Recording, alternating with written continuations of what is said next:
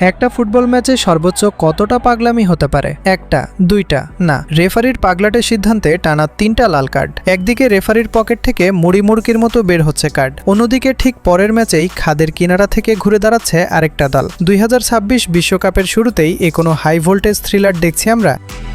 গতকাল রাতে মেক্সিকো আর সাউথ আফ্রিকার গ্রুপ এ এর ওপেনার ম্যাচটা যারা দেখেছেন তারা জানেন, এটা শুধু ফুটবল ছিল না, ছিল রীতিমতো যুদ্ধ।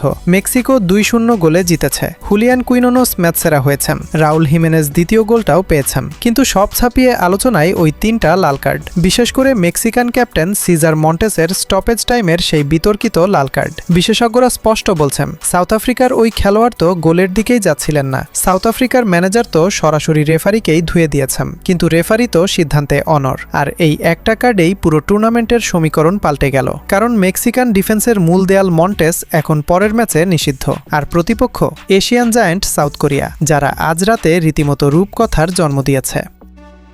চেক রিপাবলিকের বিপক্ষে ম্যাচ। ৫৯ মিনিটে চেক ক্যাপ্টেন ক্রেইচির বুলেট হেডারে বল জালে, সাউথ কোরিয়া পিছিয়ে।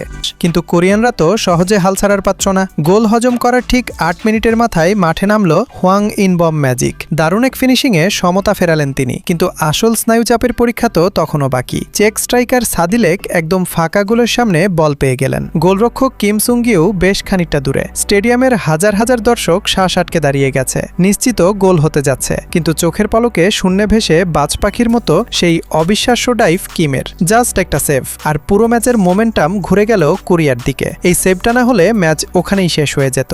এরপর ইনবমের নিখুঁত অ্যাসিস্ট থেকে বদলিনামা ও হিউনগিউয়ের সেই উইনিং গোল ২-১। শেষ বাঁশি বাজতেই কোরিয়ান ডাগআউটের সে কি বাঁধ ভাঙা উল্লাস।